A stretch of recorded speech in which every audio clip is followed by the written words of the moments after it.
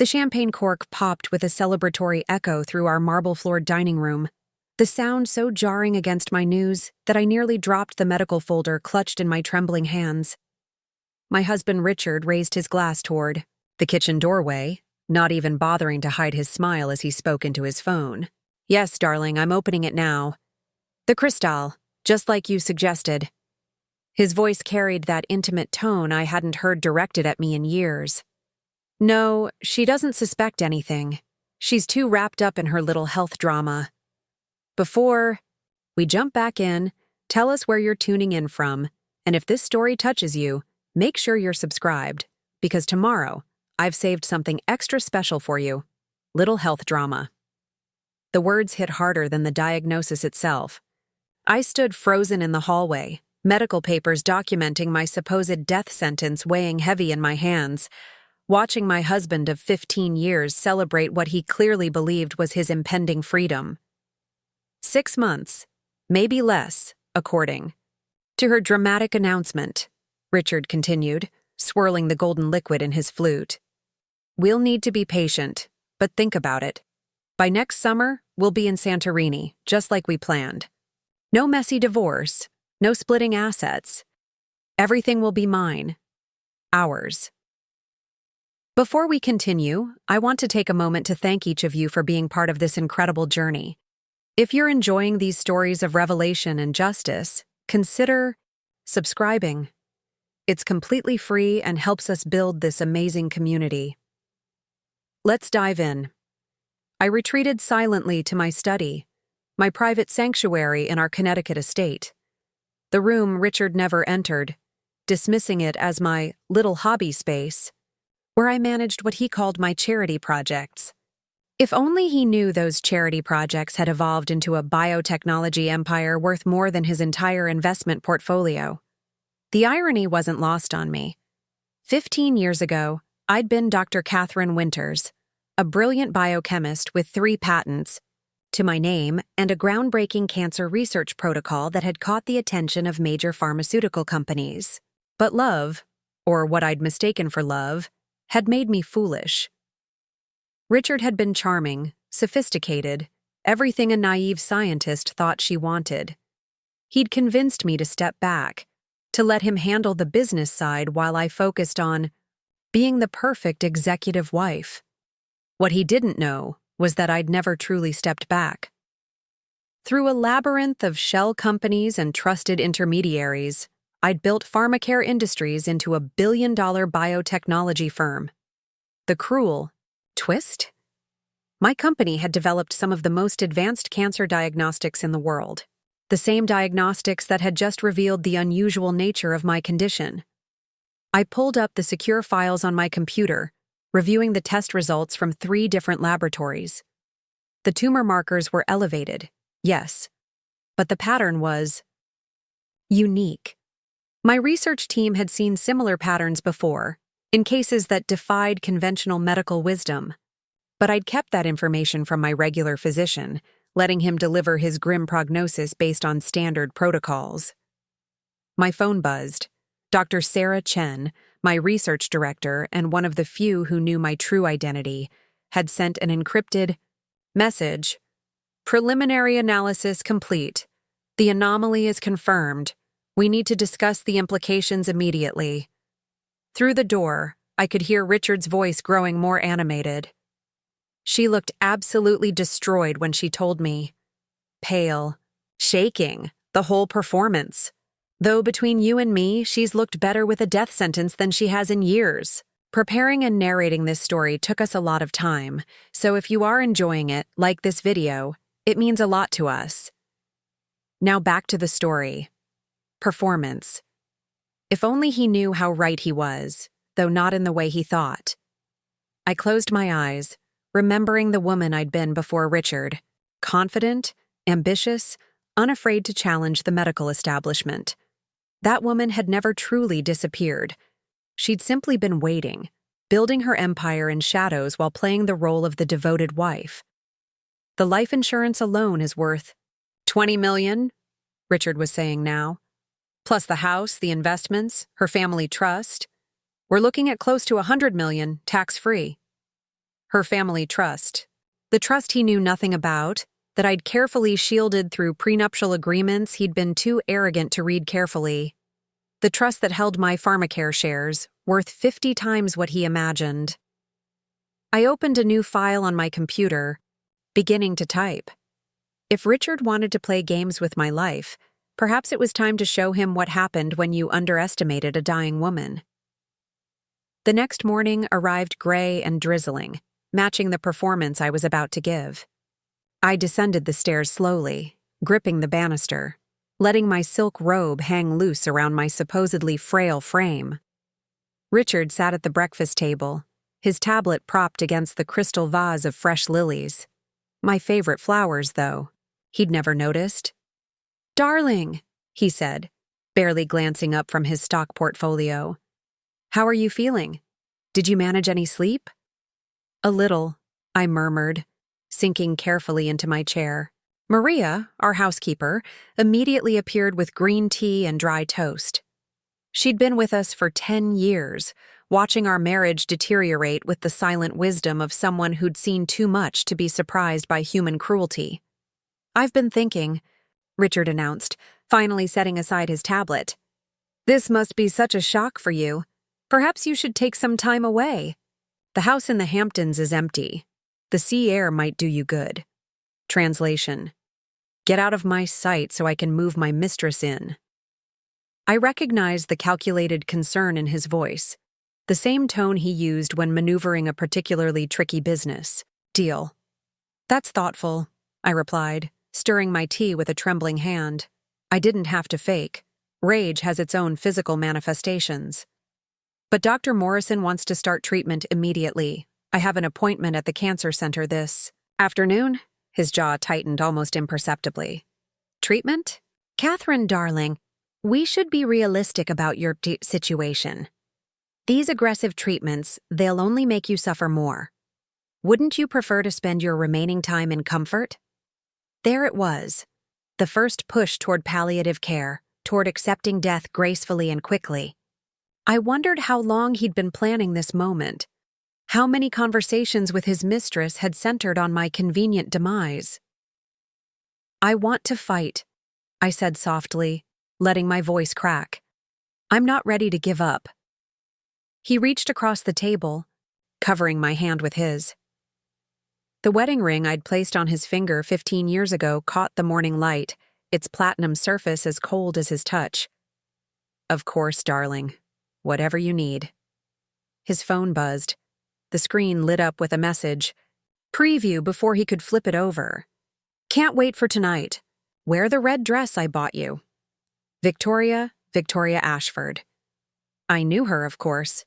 Junior partner at Richard's firm, 15 years younger than me, with ambitions that extended far beyond law. I'd met her at countless corporate functions, watched her calculate exactly how much my jewelry cost, seen her evaluate our home with the eye of someone already redecorating. "Important call?" I asked innocently. "Just work," he said, pocketing the phone. "Actually, I might be late tonight. Big case prep." "On a Saturday?" "You know how it is. The Pemberton acquisition won't negotiate itself." He stood, straightening, his weekend cashmere. "Will you be all right? Should I call someone to stay with you?" "Maria's here," I said. "And I have some reading to do. Research about treatment options." He paused at the doorway, and for a moment, I saw something flicker across his face. Guilt? Anticipation? "Don't exhaust yourself. Remember what the doctor said about stress." After he left, I sat in the silence of our kitchen, surrounded by the trappings of a life I'd built while hiding my true self. The Viking range I'd never learned to use properly because Richard preferred restaurants. The Italian marble countertops we'd chosen together during happier times, or times I'd believed were happier. Maria appeared, refilling my tea without being asked. "Senora," she said quietly, "forgive me, but I couldn't help overhearing. My sister, she had cancer too. If you need anything." I looked up at her kind face, lined with years of hard work and discretion. Thank you, Maria. Actually, there is something. Could you make sure to save all the receipts from Mr. Morrison's credit cards? For tax purposes, of course. Medical, expenses, and such. A knowing look passed over her features. Of course, Senora. I'll be very thorough. After she left, I made my way back to my study. The appointment at the cancer center was real, but not for the reason Richard believed. Dr. James Patterson, the chief oncologist, was waiting for my call. He'd been one of my first research partners, back when I was still publishing under my own name. Catherine. His voice was warm through the encrypted line. I've reviewed everything you sent. This is extraordinary. The implications for cancer. Research. Later, James, I interrupted. Right now, I need you to play a part. Can you do that? After everything you've done for cancer research? I'd play Shakespeare in the park if you asked. What do you need? I outlined my requirements, listening to his occasional gasps of disbelief. When I finished, he was quiet for a long moment. This is elaborate, even for you, he finally said. You sure? He's planning to let me die, James. He's celebrating it. I think elaborate is exactly what's called for. Then we begin this afternoon. Catherine. Be careful. Men like Richard, when cornered. I know, I said, but I'm not the one who should be worried. I hung up and opened my secure laptop. 47 emails awaited from various pharmacare divisions, each requiring the kind of complex decision-making Richard believed was beyond my capabilities. I smiled grimly and got to work. 2 hours later, I'd approved 3 new research initiatives, redirected funding for a children's cancer ward, and set in motion the acquisition of a small biotech firm that showed promise in immunotherapy, all while supposedly dying of despair in my study.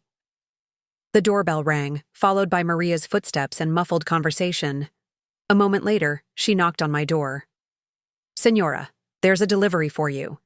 The courier handed me a small package, requiring signature and thumbprint verification. Inside, wrapped in layers of security, was a single USB drive. The real test results. The ones that would eventually change everything, but not yet. First, Richard needed to reveal more of his hand. I locked the drive in my private safe, then returned to my desk to craft an email to my lawyer. Not the family attorney Richard knew about, but Samantha Chen, Sarah's sister and one of the most ruthless corporate lawyers in Manhattan. The subject line was simple: Initiating Project Resurrection. As I typed, I thought about the woman Richard had married. Young, brilliant, but so eager for love that she'd dimmed her own light to make his shine brighter. That woman had believed in fairy tales, in happily ever after, in the man who'd promised to cherish her in sickness and in health. The woman I was now had learned that fairy tales were just stories people told themselves to avoid facing hard truths. And the hardest truth of all? Sometimes the person who's supposed to love you most is the one calculating your worth in death benefits. My phone chimed. A text from Richard. Thinking of you, darling. Stay strong. Seconds later, a notification from our home security system. Richard's car had just pulled into the parking garage of the Ritz-Carlton downtown. The same hotel where Victoria Ashford maintained a suite. I screenshotted both notifications, adding them to a growing folder labeled Evidence. Then I returned to my email, fingers flying across the keyboard as I set the first phase of my plan into motion. Stay strong, he'd said. He had no idea just how strong a dying woman could be. The cancer center's waiting room was a study in forced optimism. Soft peach walls, abstract art in soothing pastels, and the subtle scent of lavender meant to calm anxious patients. I sat among the truly ill, feeling like an imposter even as I prepared to deepen my deception. Mrs. Morrison? A nurse called my name with practiced gentleness. Dr. Patterson is ready for you. The examination room was private, soundproofed, and equipped with security measures that most patients never noticed. James had chosen it carefully for our performance. "Catherine," he greeted me, his expression perfectly calibrated between professional concern and personal warmth. "How are you holding up?" "As well as can be expected," I replied, settling onto the examination table. "Is everything prepared?" He nodded, pulling up files on his tablet. "Your official medical records now show aggressive treatment recommendations. I've scheduled you for consultations with our best specialists, all of whom understand the unique nature of your case. And the insurance? Already processing claims. Your husband will receive copies of everything as requested." He paused, studying me with the keen eyes that had made him one of the country's leading oncologists. "You know, most people fake being well. This is the first time I've helped someone fake being terminal." "Not fake," I corrected. "Exaggerate. The markers are real, just not as dire as we're letting them believe." A knock interrupted us. Dr. Patricia Williams, head of oncological psychiatry, entered with a young resident I didn't recognize. "This is Dr. Michael Torres," she explained. "He'll be documenting your case for our teaching files. With your permission." Of course, I smiled inwardly. Patricia was brilliant, creating a paper trail that would be unimpeachable while appearing routine. Of course, anything for medical education. For the next hour, we went through an elaborate consultation. Questions about my symptoms, carefully rehearsed, discussions of treatment options, aggressively expensive, and gentle suggestions about getting my affairs in order, loud enough to be overheard by anyone who might be listening. "Your husband," Patricia said carefully. "How is he handling the diagnosis?" "He's been supportive," I said, letting my voice waver. "Though I worry about him. This morning he suggested I might want to avoid aggressive treatment to focus on quality of life instead." The three doctors exchanged glances. Patricia made a note in her file. "That's not uncommon. Sometimes family members struggle to accept the possibility of hope. Would you like us to speak with him?" "No," I said quickly. "He's dealing with this in his own way. I found champagne in the recycling this morning.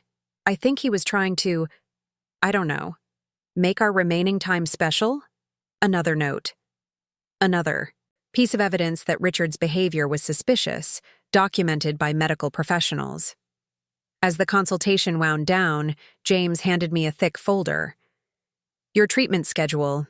It's aggressive, but given your age and general health, I believe you're a candidate for our most advanced protocols." The folder was impressive. Chemotherapy schedules, radiation planning, experimental trial enrollments. All of it real, all of it available, none of it actually necessary for my condition. But Richard wouldn't know that. He'd see only the mounting costs and extended timeline, the months or years I might linger, draining resources he'd already allocated in his mind. "There's one more thing," Patricia added. "Given the psychological impact of your diagnosis, I'd like to recommend our support group. It meets Tuesday evenings. Many patients find it helpful to connect with others going through similar experiences." Perfect. Another obligation to fill my time, another reason to be out of the house while Richard pursued his double life. I left the cancer center with my arms full of medical literature and my phone recording everything. In the parking garage, I sat in my Tesla for a moment, reviewing the flood of text messages Richard had sent during my appointment. How did it go? "Thinking of you. Should I cancel my evening meetings to be with you? Love you." The last one almost made me laugh. Love. He'd loved me when I was young and deferential. He'd loved me when I'd abandoned my career to support his. He'd loved me right up until I'd become inconvenient, a barrier between him and his next chapter. Pulled up the tracking app I'd installed on his phone years ago, ostensibly for safety, really for moments like this.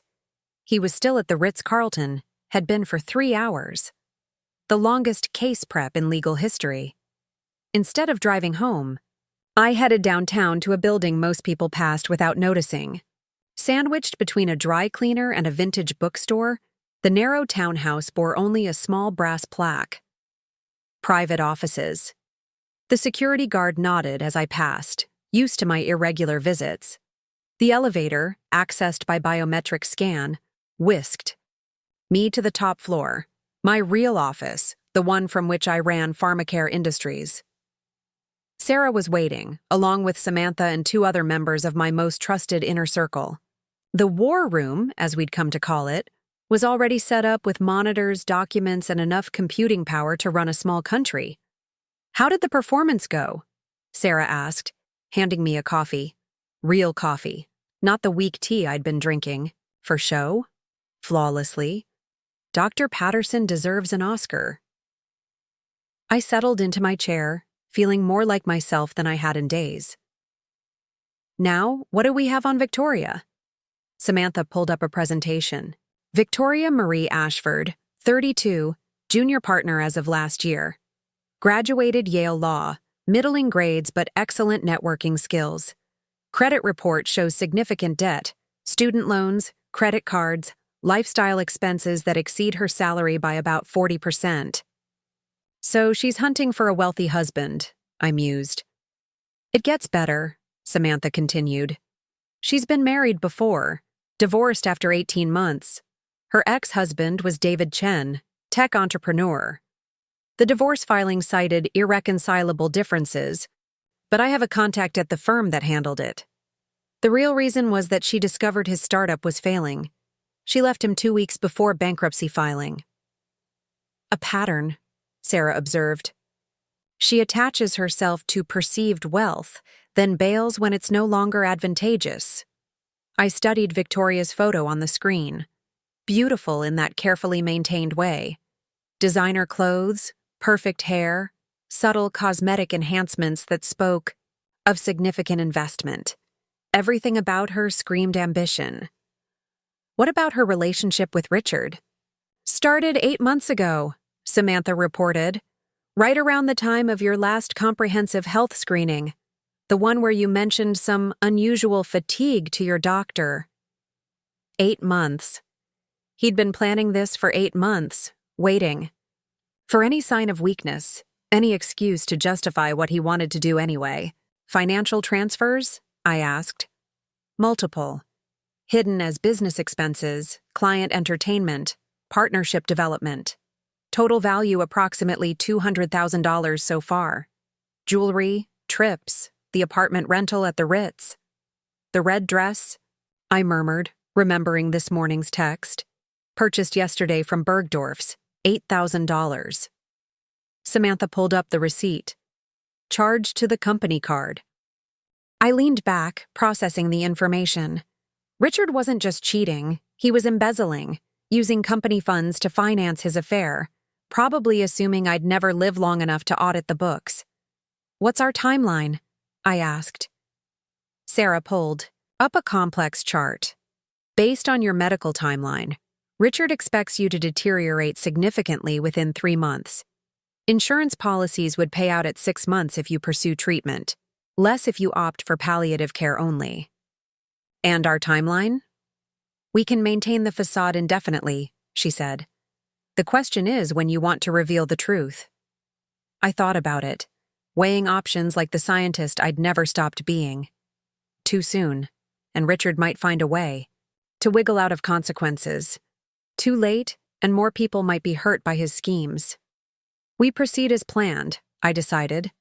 Let him think he's winning. But I want everything documented, every meeting with Victoria, every financial transfer, every lie he tells me about working late. "What about your actual health?" Sarah asked gently. "The anomaly in your test results is being studied by our best team," I finished. The irony isn't lost on me. My husband is celebrating a terminal diagnosis that might actually lead to a breakthrough in cancer treatment, one that could save thousands of lives.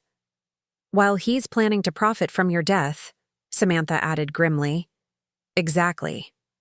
I stood, energized by purpose. "Ladies, we're going to give Richard exactly what he wants. A dying wife who grows progressively weaker, more dependent, more expensive to maintain. And while he's distracted by his victory, we're going to dismantle his life piece by piece. Corporate justice, Sarah said with a small smile. Personal justice, I corrected. He made this personal the moment he popped that champagne. As I prepared to leave, to return to my performance as the dying Mrs. Morrison, Samantha asked one last question. What about Victoria? She's ambitious and amoral, but she might also be a victim of Richard's manipulation. I considered it. Give her one chance. Send an anonymous tip about Richard's true financial situation, about the prenuptial agreement he signed. See what she does with the information. And if she stays with him, then she's made her choice, I said, stepping into the elevator. And she can face the consequences alongside him. The drive home took me through the neighborhood where Richard and I had bought our first house, back when we were young and actually in love. Or when I'd been in love, at least. I wondered now if he'd ever truly felt it, or if I'd simply been a convenient stepping stone, the brilliant scientist whose discoveries he could leverage, whose connections he could exploit. Our current home came into view, a massive Georgian colonial that Richard had insisted on buying 5 years ago. Image matters, he'd said. Clients need to see success. Now I understood what he'd really meant. He needed props for the life he was building, and I was just another acquisition, like the house and the cars and the country club membership. As I pulled into the driveway, I noticed a familiar car parked across the street. Victoria's white Mercedes, attempting to be discreet and failing miserably. She was watching the house, probably waiting for Richard to return from wherever he'd told her he was going. I made a show of struggling with my medical folders as I got out of the car, moving slowly, letting her see the performance. Through my peripheral vision, I caught her lifting her phone, probably texting Richard about his dying wife's return home. Inside, Maria greeted me with carefully orchestrated concern. Senora, you look tired. Should I prepare your bed? That would be kind, Maria. It's been a long day. As she bustled upstairs, I made my way to the kitchen, pouring myself water with visibly shaking hands. The security system chimed. Richard's car entering the garage. He was home early, no doubt summoned by Victoria's surveillance. Catherine? His voice preceded him, full of false worry. Darling, how was the appointment? I turned slowly, letting him see the folders, the exhaustion I didn't have to fake after maintaining my performance all day. Overwhelming. They want to start treatment Monday. His face went through a series of micro-expressions: disappointment, calculation, forced concern. So soon? Are you sure you're ready? Dr. Patterson says aggressive action is my best hope. I watched him process this unwelcome news. It's going to be expensive, Richard.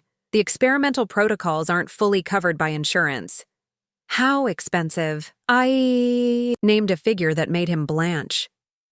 But if it works, if it gives me even a few more years, of course, he said quickly, though I could see the mental calculations behind his eyes. Every dollar spent on my treatment was $1 less for his new life with Victoria. Whatever you need. He moved to embrace me, and I let him, smelling the unfamiliar perfume that clung to his clothes. Victoria's scent, probably transferred during their afternoon together. I wondered if he even noticed anymore, or if lying had become so natural that he'd forgotten to be careful. You should rest, he said, pulling back. I'll have Maria bring dinner to your room. Actually, I said, improvising, I thought we might eat together. Like old times. I had Maria prepare your favorite, coq au vin, the dish we'd shared on our first anniversary, back when he'd claimed to love my attempts at French cooking. Now, his face showed only irritation at this disruption to his evening plans. I wish I could, darling. But I have video conferences with Hong Kong. The time difference, you know. Of course. Victoria was probably texting him frantically, wondering why he wasn't at their planned rendezvous. I understand, I said softly. Maybe breakfast? Maybe. He agreed, already moving toward his study. Don't wait up, I climbed the stairs slowly, pausing at the landing to look back. He was on his phone, texting rapidly, probably explaining to Victoria why their evening was delayed. Through the window, I could see her Mercedes pulling away. In our bedroom, though it had long since stopped feeling like ours, I sat at my vanity and studied my reflection. 15 years of marriage had left their marks, but not in the ways Richard assumed. The fine lines around my eyes weren't from age alone, but from years of hiding my true self. The slight downturn of my mouth came from swallowing words I'd wanted to say, truths I'd wanted to scream. But behind it all, I could still see her. Dr. Catherine Winters, the woman who'd once stood before the International Cancer Research Board and defended her revolutionary theories against the old guard. That woman was still there, waiting. My secure phone buzzed. A message from my research team. Anomaly confirmed. This could change everything. I smiled at my reflection. Richard thought he was watching me die. In reality, he was watching me transform. And when the metamorphosis was complete, when the truth finally emerged, he'd understand that the real terminal diagnosis wasn't mine. It was his. Outside, rain began to fall, pattering against the windows like fingers tapping out a countdown. I closed my eyes and listened, planning my next move in this elaborate game of chess. Richard had made his play, celebrating my diagnosis with champagne and anticipation, but every chess player knows the queen is the most powerful piece on the board. And this queen was just getting started. The chemotherapy suite at Patterson Cancer Center was designed to feel less clinical. Soft recliners, warm lighting, and windows overlooking a garden that bloomed with hope. I settled into my assigned chair, the IV poured in my arm real but unnecessary, the toxic drugs replaced with harmless saline under Dr. Patterson's careful supervision. "Your husband called 3 times this morning," the nurse informed me, her expression carefully neutral. She was one of James's trusted staff, fully briefed on my situation. He wanted to confirm the treatment schedule and associated costs. Of course he did. It had been a week since my diagnosis, and Richard's initial shock at the expense had morphed into barely concealed panic. The treatment protocol I'd chosen, a combination of cutting-edge immunotherapy and traditional chemotherapy, would cost nearly $1 million over 6 months. "He's worried about me," I said, loud enough for the other patients to hear. Playing the devoted wife among the truly ill made my deception feel heavier, but these people deserved hope.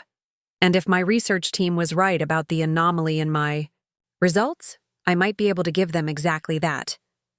My phone buzzed with a message from Sarah. "Board meeting in 2 hours. Can you make it?" I glanced at the IV bag. Another 40 minutes of performance. I typed back, "Have Thompson present the quarterly reports. I'll video in if needed."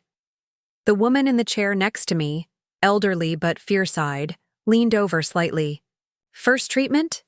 "Second," I replied. "The first was rough." She nodded knowingly. "It gets easier. Or maybe we just get tougher." "I'm Margaret, by the way. Stage 3, round 2. "Catherine. Stage. They're still determining." Margaret studied me with eyes that had seen too much. "Your husband seems attentive." "That helps. Mine passed 5 years ago. Heart attack on the golf course. Always thought I'd go first."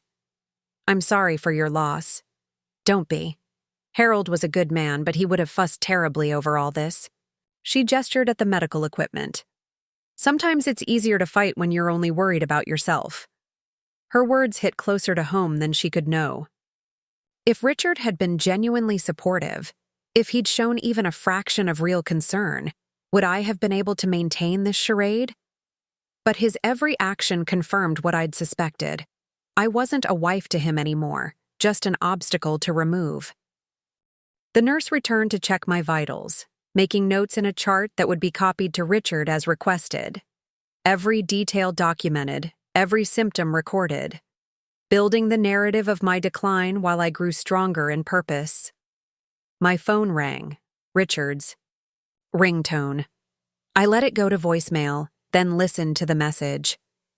Darling, I've had to move some money from our joint investments to cover the treatment costs. I hope you understand. Also, I'll be in Boston for the next 2 days. The Henderson case requires my personal attention. Rest well.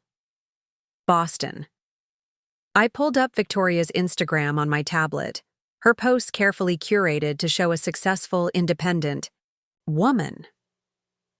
This morning's story. Spontaneous trip to Boston. Sometimes you have to seize the moment. Blessed. Living my best life. The Henderson case had been settled 3 weeks ago. I knew because Pharmacare held significant shares in Henderson Industries, and I'd personally reviewed the settlement terms. But Richard didn't know I knew, just as he didn't know so many things. Bad news? Margaret asked, noticing my expression. Just my husband rearranging his schedule again. Work always seems to come first. Men, she said with a knowing smile. They think they're so clever. My Harold tried to hide his cigar habit for 20 years. I let him think he succeeded. It made him happy, and the smell never bothered me much. But she hadn't let him steal from her, I thought. Hadn't let him plan her funeral while she still breathed. When the infusion finished, I made my way to the bathroom, locking the door before removing the carefully applied makeup that gave me a chemotherapy patient's pallor. The woman in the mirror looked tired but determined. In my secure phone, another message from the research team. Breakthrough confirmed. Request immediate consultation. I touched up my appearance enough to look presentably ill, then returned to the treatment room. Margaret was finishing her session, gathering her things with practiced efficiency. Same time next week? She asked. Wouldn't miss it, I replied, meaning it. There was something grounding about being among people facing real mortality, while I navigated my manufactured crisis. The drive to Pharmacare's hidden headquarters took me through the warehouse district, past buildings that looked abandoned but hummed with purpose. My company had purchased the entire block through various shells, creating a research campus invisible to casual observation. Sarah met me in the underground parking garage. The board's getting restless. They want to know why the CEO is communicating only through encrypted messages. Let them wonder a little longer, I said, accepting the lab coat she handed me. Dr. Catherine Winters was about to make an appearance, even if only a select few would know it. The research lab occupied the entire 3rd floor, a gleaming expanse of equipment worth more than most hospitals could dream of. Dr. Michael Chen, no relation to Sarah despite the name, waited at the main workstation, practically vibrating with excitement. Catherine, thank God. You need to see this. He pulled up a complex molecular diagram. The anomaly in your cancer markers. It's not just unusual, it's unprecedented. Your body is producing a modified protein that's actually attacking the cancer cells. I studied the data, my scientific mind engaging fully for the first time in days. The mutation rate? Controlled. Targeted. It's like your immune system evolved a specific weapon. He switched screens, showing comparison samples. We've never seen anything like it in nature. Your body is essentially curing itself, just slowly. How long have I been producing this protein? Based on the markers? Years. Maybe your entire life. You're a walking medical miracle, Catherine. I sank into a chair, processing the implications. Not only was I not dying, but my body held the key to a revolutionary cancer treatment. The irony was staggering. Richard was celebrating my death while I carried the cure. Can we synthesize it? I asked. Already working on it. With your permission. We'd like to expand the research team. This could help millions. Do it. But maintain security protocols.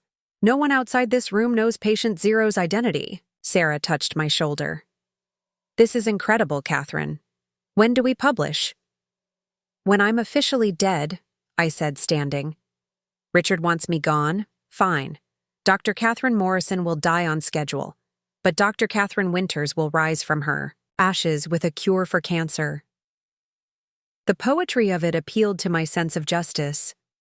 Richard would inherit the empty shell of Catherine Morrison's life, while the real treasure, my mind, my discoveries, my company, would remain forever beyond his reach.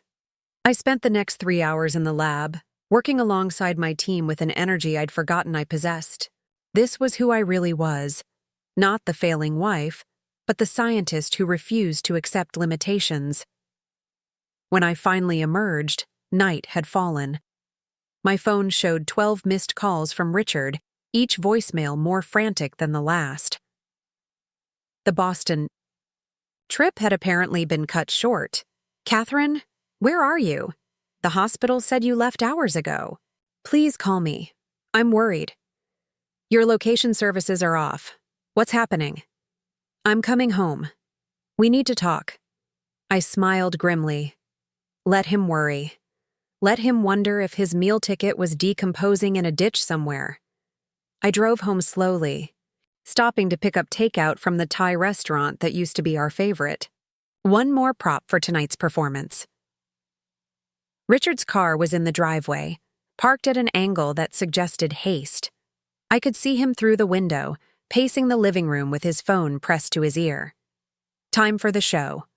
I entered through, the garage moving slowly, letting my keys drop with a clatter that brought him running. "Catherine! My God, where have you been?" He grabbed my shoulders, his grip just shy of painful. "I've been calling everyone. The hospital, the police." "I'm sorry," I whispered, letting tears well in my eyes. After the treatment, I needed to think. I drove to the park where we got engaged. Do you remember? His grip loosened, confusion replacing anger. "The park? Catherine, you can't just disappear like that. In your condition? I know." I pulled the Thai food bag into view. "I thought maybe we could have dinner. Like old times. Before everything changes." For a moment, something flickered in his eyes. Guilt, perhaps, or the ghost of genuine emotion. Then his phone buzzed, and I saw Victoria's name on the screen before he declined the call. "Of course," he said, guiding me to the kitchen. "Let me help you." We ate in relative silence, the pad thai growing cold between us. I pushed food around my plate, maintaining the illusion of chemotherapy-induced nausea, while Richard checked his phone every few minutes. "The treatment," he finally said. "How bad was it?" "Exhausting. But Dr. Patterson says the initial response is promising." I reached across the table, not quite touching his hand. "I know this is hard on you too. The money, the uncertainty. If you need to take on extra cases, no," he said quickly. Too quickly. "I mean, the firm understands. Family comes first. Family." The word sat between us like an unexploded bomb. "Richard," I said softly, "if something happens to me, don't talk like that. Please, let me say this." I pulled a folder from my bag, one of many props I'd prepared. "I've been updating my will, making sure everything is clear, no complications for you." His eyes sharpened with interest he couldn't quite hide. "That's practical. Do you need me to review anything?" "My lawyer is handling it, but I wanted you to know that I'm taking care of things. You won't have to worry about lengthy probate or contested assets." "I'm not worried about assets," he lied smoothly. "I'm worried about you." I smiled sadly. "I know. That's why I need to ask you something. If the treatments don't work, if things get bad, promise me you won't let me linger. No heroic measures, no prolonging the inevitable. Catherine, promise me, Richard. I don't want to be kept alive by machines while you suffer watching me fade." He swallowed hard, and I could practically see the calculations behind his eyes. A quick death meant faster insurance payouts, less medical expense, sooner freedom, I promise, he said. "But let's hope it doesn't come to that." "Of course. I stood carefully, gripping the table for support. I think I need to lie down.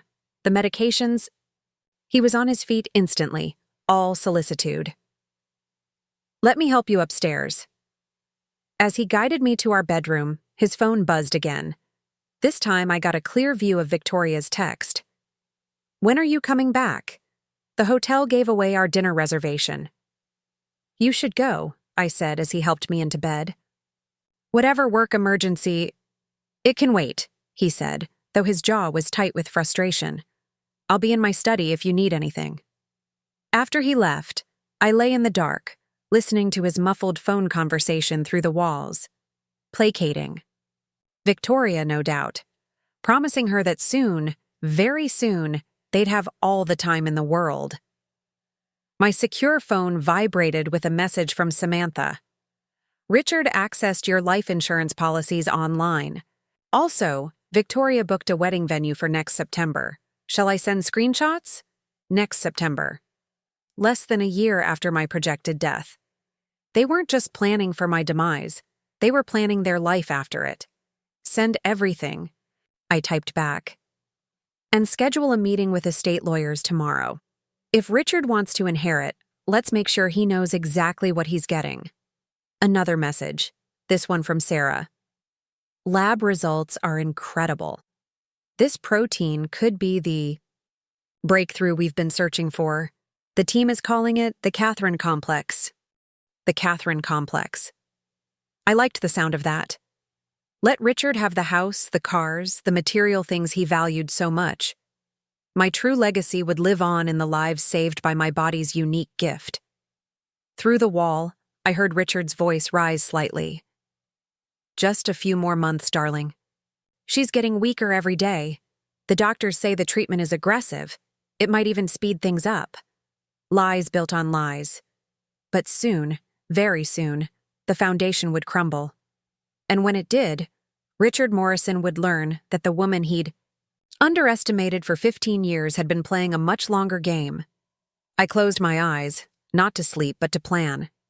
Tomorrow would bring more treatments, more evidence gathering, more careful moves in this deadly chess match. But tonight, I allowed myself a moment of satisfaction. Richard thought he was watching me die. In truth, he was watching me become more powerful than he could imagine. And when the final reveal came, when Dr. Catherine Winters rose from the ashes of Mrs. Richard Morrison, the shock might just be terminal. But not for me. Never for me. The estate lawyer's office occupied the top floor of a building that screamed old money, dark wood paneling, leather-bound books that had actually been read, and windows overlooking the financial district where fortunes were made and lost daily. I sat across from Harrison Blackwood, whose family had been managing wealthy estates since before the Rockefellers were rich. Mrs. Morrison, he said, his voice carrying the weight of absolute discretion, I must say, your requests are unusual. These are unusual times, I replied, sliding another document across his mahogany desk. I need to ensure my husband is properly provided for. Harrison's gray eyebrows rose slightly as he reviewed the papers. This creates a trust that he cannot access for 5 years after your death, during which time he must meet very specific conditions. Grief can make people act rashly, I said. I want to protect Richard from himself. The conditions simply ensure he maintains the lifestyle and values we've built together. What the documents actually ensured was that Richard would be trapped in a gilded cage of his own making. He could live in our house but not sell it, drive our cars but not trade them, access enough money for basic luxury, but not enough for the high, extravagant life he'd planned with Victoria. The monitoring provisions, Harrison noted, adjusting his glasses, are quite extensive. Monthly reviews, behavioral assessments, social media oversight. I want to ensure he's truly mourning, I said with a sad smile. Not rushing into anything inappropriate. You understand. Indeed. He made notes in handwriting that probably cost more to learn than most people's college education. And the secondary provisions? The ones that activate if certain conditions are met? Insurance, I said simply, in case evidence emerges of impropriety during our marriage. Harrison was too professional to smile, but I caught the glimmer of understanding in his eyes.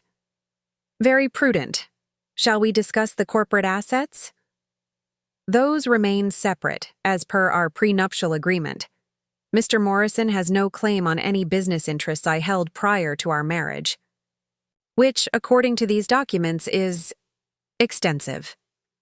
My little hobbies, I said, echoing Richard's dismissive words. They've grown over the years. In truth, the corporate structure I'd built was a masterpiece of legal engineering. Pharmacare Industries was owned by a holding company in Delaware, which was controlled by a trust in Nevada, which answered to a foundation in Switzerland, all ultimately leading back to me through channels Richard had never bothered to investigate. There's one more thing, I said, producing a sealed envelope. Instructions for my memorial service. Very specific instructions. Harrison accepted the envelope without comment. In his world, the eccentric wishes of the wealthy were gospel. As I left his office, my phone buzzed with a message from Dr. Patterson. Your husband called again. Wants to attend your next treatment. Shall we accommodate? Perfect timing. Typed back. Make it memorable. The next morning, Richard insisted on driving me to the cancer center. He'd been unusually attentive since my disappearance to the park, though I noticed he'd started using a new cologne, something expensive and young that Victoria had probably chosen. I want to understand what you're going through, he said as we pulled into the hospital parking garage. We're in this together. Like we'd been together when he was popping champagne over my diagnosis. The treatment room was busier than usual. Margaret waved from her chair, and I guided Richard to seats where he'd have a clear view of my performance. Mr. Morrison, Dr. Patterson greeted him with professional warmth.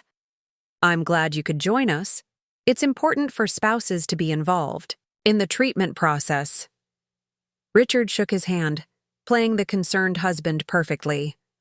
Whatever Catherine needs, though I must admit the costs are significant. The best treatments often are, Patterson replied smoothly. But your wife's case is unique? We're seeing some interesting responses that could benefit many patients in the future. Interesting how? Richard asked, his lawyer instincts engaging. Well, without getting too technical, Catherine's immune system is reacting in unexpected ways. We're documenting everything carefully. With her permission, this case could contribute to important research. I watched Richard process this information, seeing dollar signs in potential medical patents he assumed he'd inherit. Of course, he said. Whatever helps medical science. The nurse approached with the IV setup, and I made sure to flinch visibly as she inserted the needle. Richard's discomfort was genuine. He'd always been squeamish about medical procedures. The nausea might be worse today, Patterson warned. We're increasing the dosage based on last week's response. For the next hour, I let Richard witness what he expected, his wife growing weaker, paler, more dependent. I dozed fitfully, mumbled incoherently, and twice asked for the basin they kept beside my chair. His phone buzzed constantly, Victoria no doubt, but he couldn't leave without looking callous. Margaret, catching on to the dynamics with the intuition of someone who'd seen too much, struck up a conversation with him. Your wife is lucky to have you, she said. So many spouses can't handle this. My neighbor's husband left her 3 weeks into treatment, cleaned out their accounts and moved in with his secretary. Richard shifted uncomfortably. That's terrible. Karma got him, though, Margaret continued cheerfully. Secretary dumped him. Once the money ran out, and his wife's cancer went into remission. She's living her best life now while he's working at a car dealership. I hid my smile behind a cough as Richard absorbed this cautionary tale. When the treatment finally ended, he practically carried me to the car, all solicitude and concern. But I could see him checking his phone in the reflection of the windows, could feel his impatience to be elsewhere. Home? He asked. Actually, I said weakly, could we stop by the office? I need to sign some papers for the trust Harrison is setting up. His hands tightened on the steering wheel. Trust? What trust? Just some estate planning, making sure you're taken care of. I closed my eyes, missing his expression but hearing his sharp intake of breath. Harrison says it's important to have everything in order. Maybe I should review these papers, he suggested. Make sure everything is appropriate. Oh, Richard, I murmured. You have enough to worry about. Harrison is handling everything.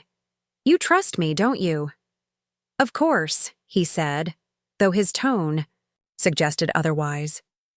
At the law firm, I insisted on going in alone, claiming I didn't want him to see me struggling with stairs. In truth, I spent 30 minutes with Harrison finalizing documents that would make Richard's anticipated inheritance feel more like a prison sentence. When I returned to the car, Richard was on the phone, his voice carrying through the windows. Can't just liquidate assets, Victoria. There are legal structures. No, I don't know what she's planning. Yes, I'm trying to find out. I tapped on the window, and he quickly ended the call. Everything sorted? He asked, attempting casual interest. All done. Harrison sends his regards. He mentioned you two were at Harvard together? Briefly, Richard said tightly. Harrison had actually been 3 years ahead, and had, I'd learned, considered Richard an opportunistic climber even then. The drive home was silent, except for my calculated breathing. Shallow, labored, with the occasional sharp inhale that made him glance over nervously. Each sign of deterioration was a small victory, evidence that his plan was working. At home, Maria greeted us with barely concealed concern that I knew was genuine. She'd grown truly worried about my apparent decline, and I made a mental note to reassure her privately soon. Mrs. Morrison, your medications arrived, she said, indicating a large box from the pharmacy. Shall I organize them? Thank you, Maria. I turned to Richard. I think I'll rest before dinner. Of course. He was already moving toward his study, phone in hand. I have some calls to make. In my bedroom, I opened the pharmacy box. Alongside the real medications I wasn't taking were bottles of supplements designed by my research team, compounds that would enhance the Catherine complex's production while maintaining the appearance of chemotherapy side effects. My secure phone showed multiple messages. The research team had made another breakthrough, isolating the specific genetic sequence that triggered my unique protein production. Sarah reported that 3 other companies had noticed unusual trading, patterns in medical stocks linked to Richard's accounts, and Samantha had discovered something interesting in Victoria's background. I called Samantha directly. What did you find? Victoria Ashford isn't her real name, Samantha said without preamble. She was born Victoria Henley, changed it legally 5 years ago after a scandal at her previous firm. What kind of scandal? She was accused of insider trading based on information from a senior partner she was dating. Sound familiar? The charges were dropped when the partner refused to testify, but she was quietly let go. So, Richard isn't her first attempt at trading up through romance. Not even her second. I found 2 other instances, both ending when the men's fortunes took a downturn. I processed this information while watching Richard pace in the garden below, gesticulating animatedly during his phone call. Send her another anonymous tip, this time about the trust structures I'm setting up. Let's see if she's smart enough to run. And if she doubles down, then she deserves everything that's coming. That evening, Richard surprised me by actually joining me for dinner. He'd even dismissed Maria early, claiming he wanted to cook for me himself. The gesture would have been touching if I hadn't seen the email on his phone earlier, Victoria demanding he find out exactly what was in the estate planning documents. This is nice, I said, watching him struggle with the pasta maker we'd received as a wedding gift and never used. Like when we were first married. You remember that apartment in Brooklyn? He asked, managing a genuine smile. The kitchen was so small we couldn't both stand in it at once. You said it was romantic, I reminded him. Cozy. It was. He paused, looking at me with something almost like regret. Catherine, I need to ask you something. Here it comes, I thought. The fishing expedition. These trusts Harrison is setting up. I just want to make sure they're in your best interest. Sometimes lawyers can be overly complex. Harrison has been wonderful, I said, twirling pasta I had no intention of eating.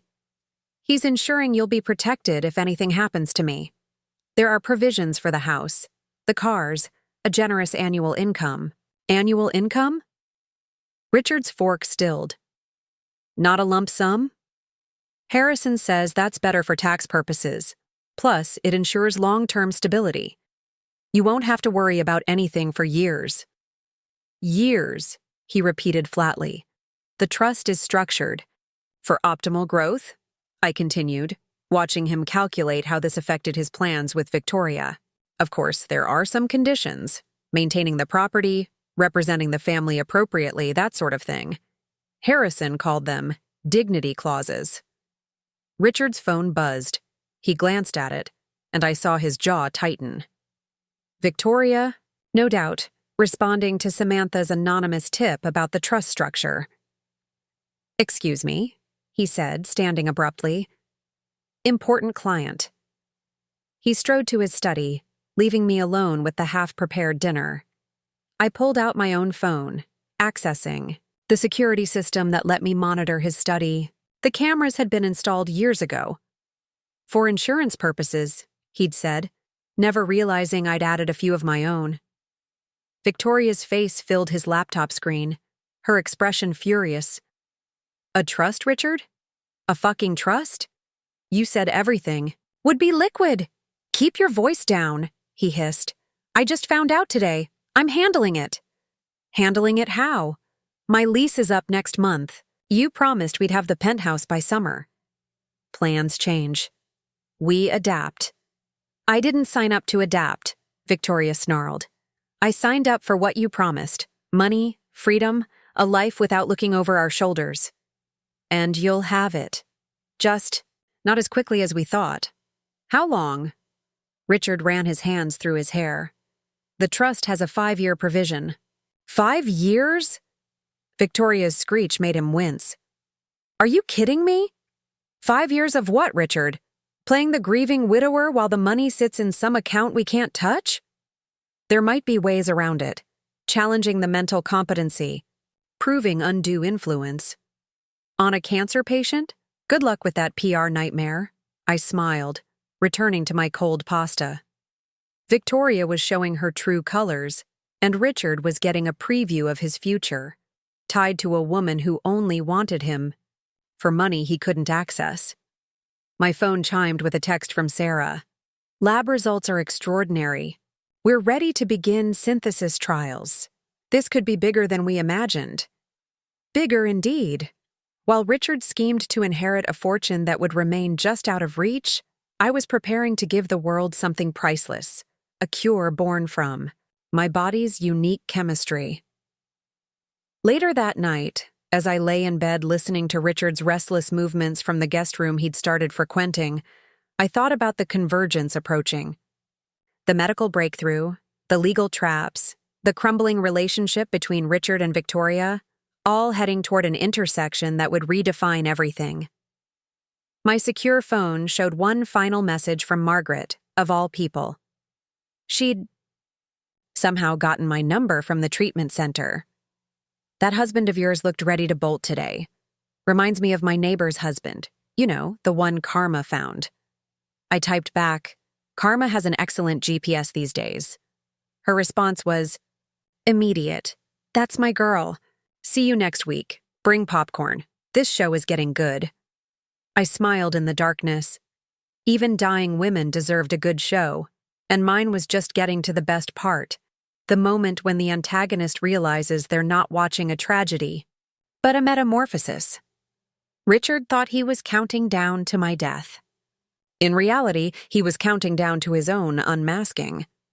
And when that timer hit 0, the woman who emerged from Catherine Morrison's carefully crafted chrysalis would be someone he'd never bothered to truly know, someone far more dangerous than a dying wife, someone who'd been planning this transformation long before he'd popped that champagne cork. The Catherine Complex, my research team had named it, but I preferred to think of it as evolution in action, the moment when prey becomes predator, when the underestimated becomes unstoppable. And Richard? He was about to discover that some cancers couldn't be cut out, some diseases couldn't be cured, and some wives couldn't be buried. Not when they held the cure for cancer in their veins and revenge in their hearts. The support group met in the hospital's smallest conference room, a circle of mismatched chairs that somehow made the space feel more honest than the carefully designed treatment suites. I'd resisted joining for weeks, but Dr. Patterson had insisted it would complete my cover story. Now, sitting among genuinely ill people, I felt the weight of my deception more acutely than ever. Catherine, would you like to share today? The WOW facilitator, Dr. Amanda Wells, had kind eyes that seemed to see too much. I'm not sure where to begin, I said truthfully. Everything feels like it's changing so fast. That's normal, said Robert, a man in his 60s fighting pancreatic cancer. The ground keeps shifting under your feet. If only he knew how literally true that was. This morning, I'd received confirmation that the Catherine Complex synthesis was successful. My research team had created the first artificial batch of the protein that could revolutionize cancer treatment. Meanwhile, Richard had hired a private investigator to look into my secret activities. My husband is struggling. I continued, choosing my words carefully. He's trying to be supportive, but I can see the strain. He started making plans without me. Little things, but they add up. Like what? Amanda prompted gently. He canceled our anniversary trip to Paris, said it would be too taxing for me, but I found out he rebooked it for next fall. Just him. I let my voice crack slightly. I suppose he's trying to have something to look forward to after, the group murmured sympathetically. Linda, battling breast cancer for the third time, reached over to squeeze my hand. Men grieve differently. Sometimes they start letting go before we're gone. Is that what it is? I asked. Or is he just ready for me to be gone? Catherine, Amanda interjected. What makes you feel that way? I pulled out my phone, showing them a screenshot I'd carefully prepared. Richard's credit card statement showing charges at jewelry stores, high-end restaurants, hotels. All legitimate evidence of his affair, presented as a wife's worst fears. He says it's all business entertainment, I said. But Tiffany's? The Ritz-Carlton at midnight? Robert whistled low. That's not grieving. That's moving on. We don't know the full story, Amanda cautioned, though her expression suggested she had her own suspicions. I hired someone to follow him, I admitted, which was technically true. Samantha's investigators had been tracking Richard for weeks. I know I shouldn't have, but I needed to know. And? Linda asked, leaning forward. I pulled up another carefully curated photo, Richard and Victoria entering the Ritz together, his hand on her lower back in a gesture that spoke of intimacy. The room erupted in indignation. These people facing their own mortality had no patience for a man betraying his dying wife. The bastard, Robert said flatly. Pardon my language, but there's no other word for it. Now, everyone, Amanda tried to restore order. We need to remember that people cope with terminal diagnoses in different ways. Cope? Linda's voice rose. He's not coping, he's celebrating. Catherine, honey, please tell me you have a good lawyer. The best, I assured her, thinking of Harrison and his meticulously crafted documents. I'm making sure he gets exactly what he deserves. Good, said Miriam, who'd been quiet until now. She was younger than the rest of us, fighting a rare form of leukemia. My ex did the same thing when I was diagnosed, started dating before I even started chemo. You know what I did? We all leaned in. I changed my life insurance beneficiary to the animal shelter where we'd adopted our dog. He'd always hated that dog. She smiled wickedly. Figured if he couldn't be faithful to me, he could at least help some faithful companions find homes. Thico. Group erupted in appreciative laughter, and I filed the idea away. Not for the life insurance. Richard would get that. Every penny of the 20 million he was counting on. But there were other beneficiaries to consider. Other ways to ensure his inheritance came with unexpected attachments. After the meeting, Amanda pulled me aside. "Catherine, I'm concerned about what you shared today. Are you safe at home?" "He's not violent," I assured her. "Just disappointing." "Disappointment can be its own form of violence," she said softly. "If you need resources..." "I have resources," I said more firmly than intended. "I'm not as helpless as I look." She studied me for a long moment. "No, I don't think you are. Just remember, revenge might feel satisfying, but it won't cure your cancer." If only she knew that my cancer was already curing itself, and that revenge was just the side benefit of a much larger transformation. I left the hospital to find Richard's car in the visitor lot. He was leaning against it, phone pressed to his ear, clearly agitated. Don't care what she told him. There's no way she could know about... He saw me and quickly ended the call. "Catherine, how was the group?" "Enlightening," I said, letting him help me into the passenger seat. "Everyone's so honest about what they're going through." "That's good," he said absently, pulling out of the parking lot faster than necessary. "Listen, I need to ask you something. Have you been in my study?" "Your study?" I blinked innocently. "You know I respect your privacy. Why?" "Some files have been moved, documents related to our finances." Ah, he'd discovered that his private investigators' reports were missing, the ones detailing my visits to the abandoned warehouse district. Samantha's team had lifted them during a staged maintenance visit. "Maria might have been cleaning," I suggested. "She mentioned something about organizing. For tax season." His grip on the steering wheel tightened. "Maria shouldn't be touching my files. I'll speak to her," I promised. "Richard, is everything all right? You seem tense." "Just work stress," he muttered. "The Pemberton deal is getting complicated." The Pemberton deal that had closed 3 weeks ago. I'd reviewed the final contracts myself through PharmaCare's investment division. "Maybe you should take a break," I suggested. "We could go away for a weekend, like we used to." "You're not strong enough for travel," he said quickly. "Dr. Patterson said..." "Actually, he said short trips might be good for my spirits." I watched him squirm. "There's this lovely inn in Vermont. Very peaceful, no cell service." "I can't be unreachable right now," he said. "You understand." Of course I understood. Victoria had made it clear she expected constant communication, especially now that the financial timeline had shifted. We drove the rest of the way in silence, but I could practically hear his mind racing. The missing files, my suggestion of travel, the way I'd looked at him when he'd lied about Pemberton, all of it adding to his paranoia. Good. A paranoid Richard would make mistakes, and mistakes were exactly what I needed. At home, I made a show of struggling up the stairs while Richard disappeared into his study. Through my hidden cameras, I watched him search frantically for the missing reports, then make a series of calls. "She knows something," he said to someone. "His investigator, probably. I don't know how, but she knows." "No, I can't just leave." "The money? Find out where she's been going. Every appointment, every stop for coffee, everything." I smiled, opening my secure laptop. Time to give him something to find. I scheduled a very public meeting for tomorrow at a cafe downtown.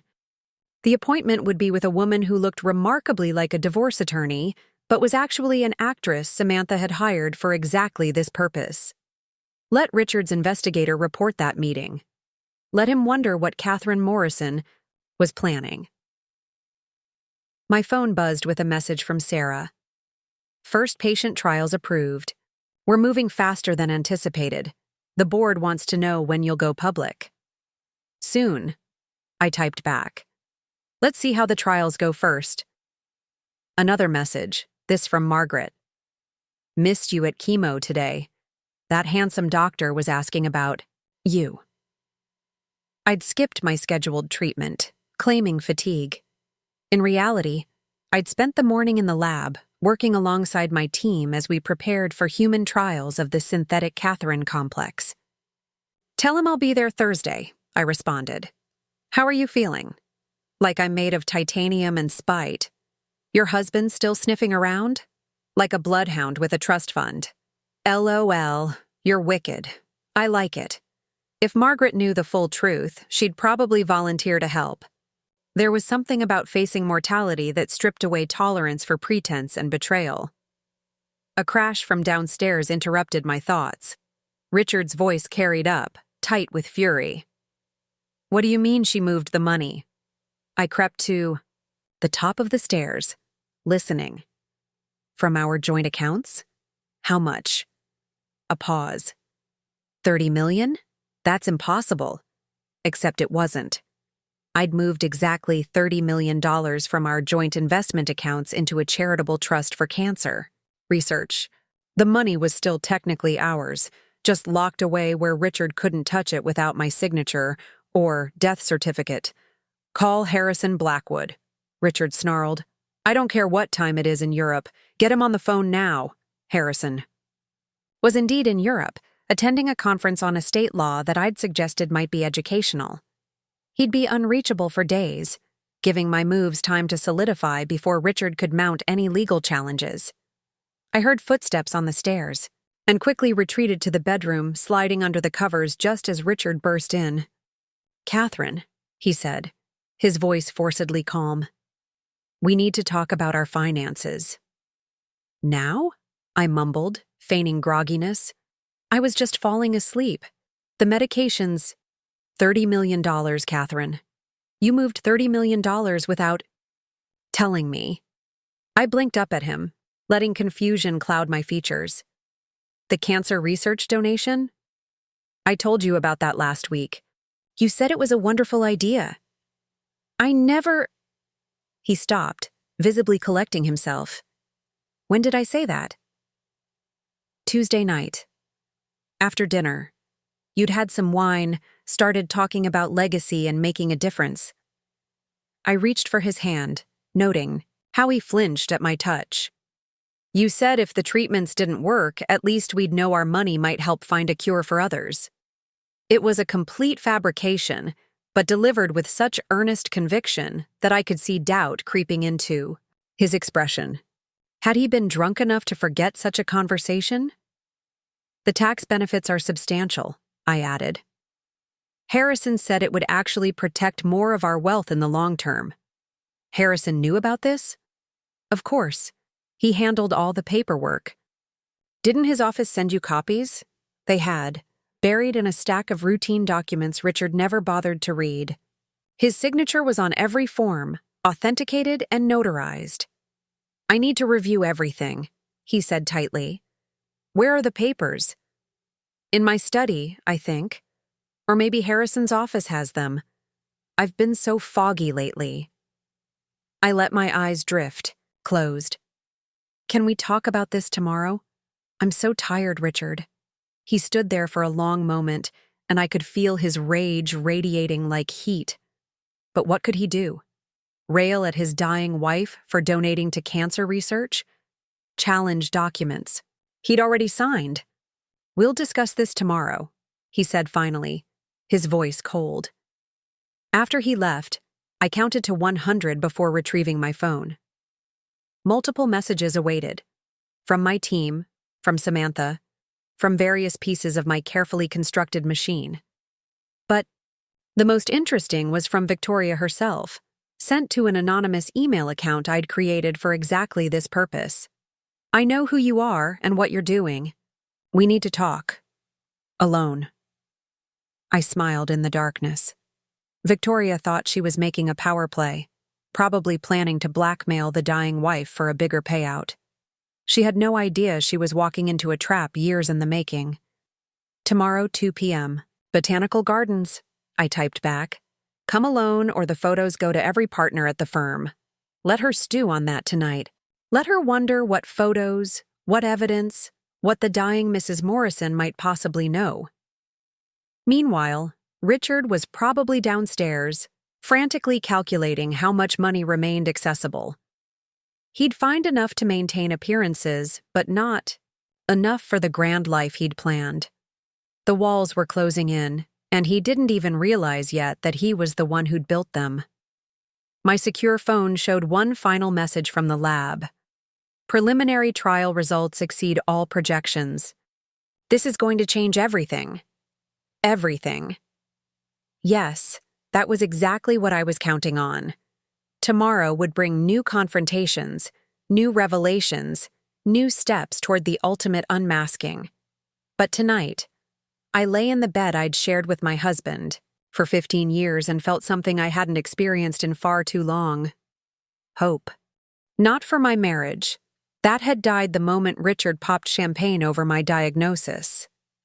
But for my future, for the millions who might benefit from my body's strange gift, for the justice that was bearing down on Richard Morrison like a freight train he couldn't see coming.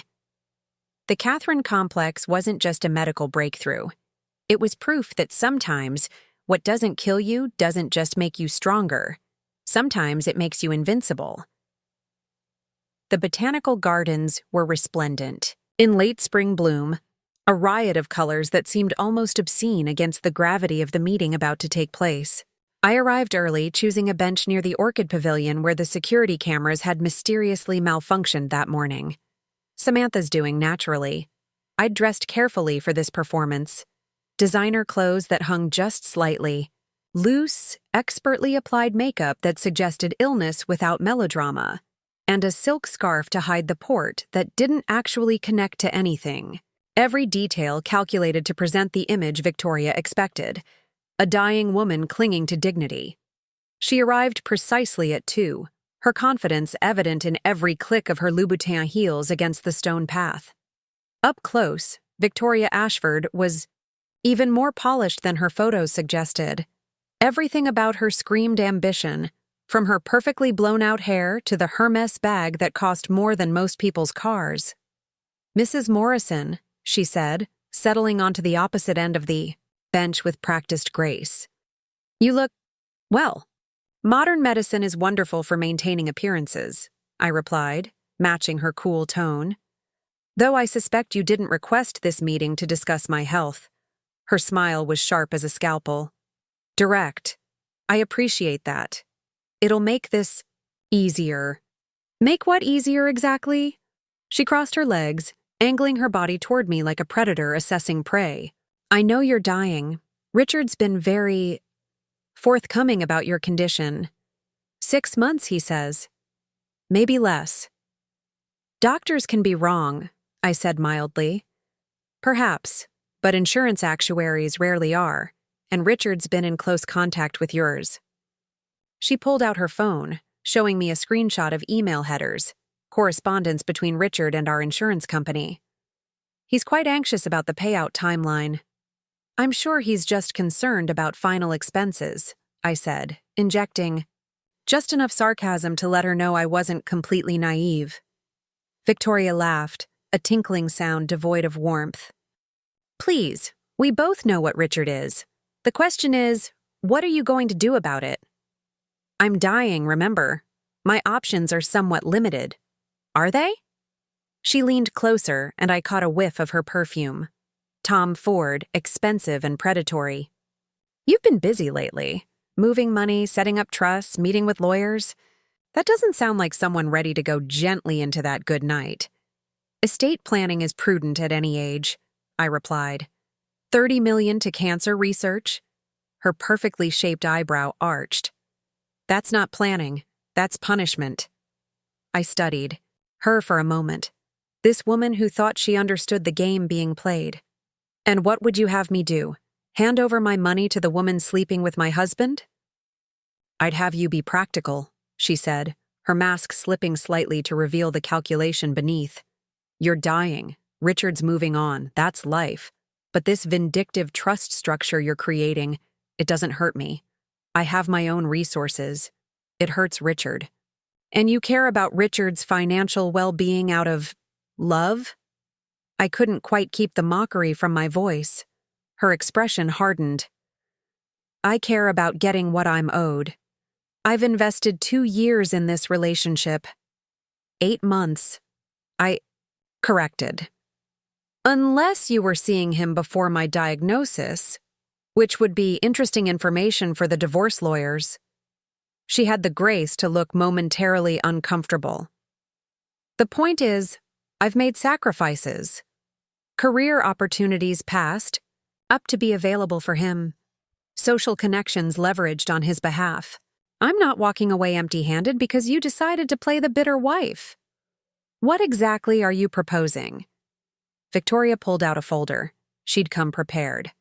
A simple amendment to your trust structure. Instead of the 5-year provision, make it 2. Remove the behavioral restrictions. In exchange, I'll ensure Richard honors your memory appropriately. No quick remarriage, no public scandals. Everyone wins.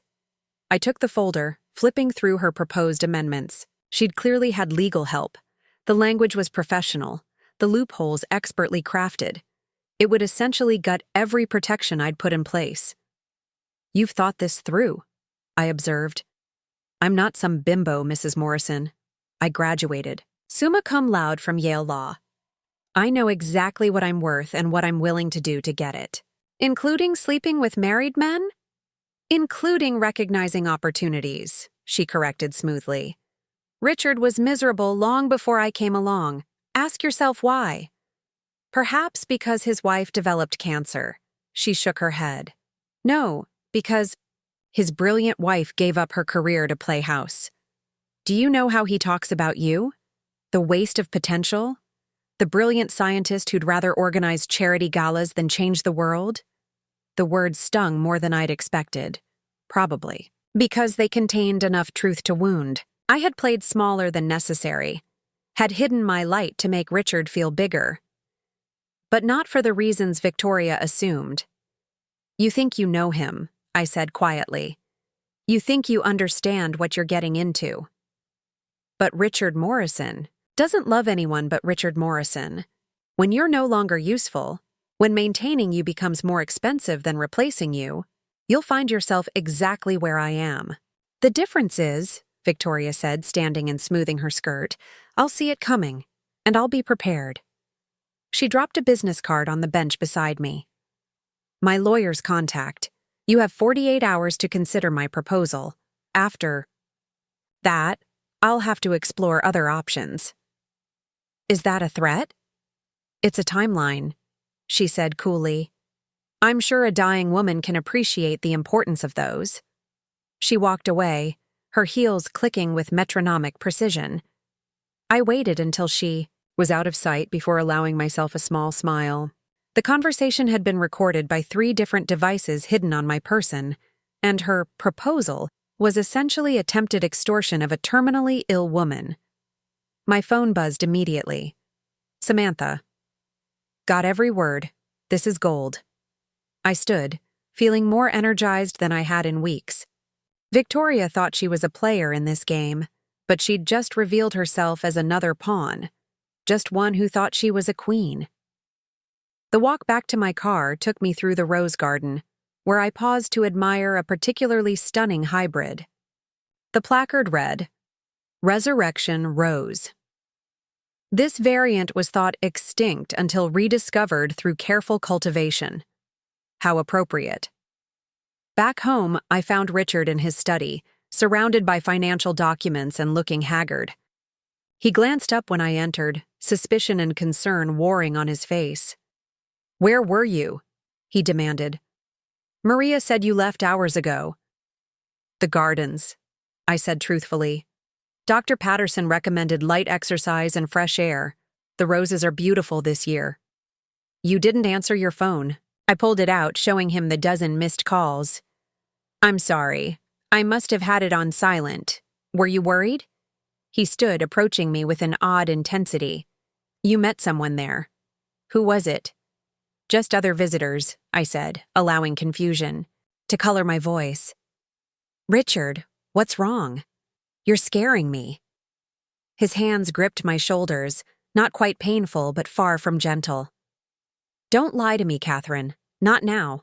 Not when… When what? I challenged softly. When I'm dying? When you're planning your future without me? He released me as if burned. That's not… I'm not… I saw the emails. Richard, I said, sinking into a chair as if exhausted. The insurance inquiries, the real estate searches in Florida, the reservation at Santorini for September.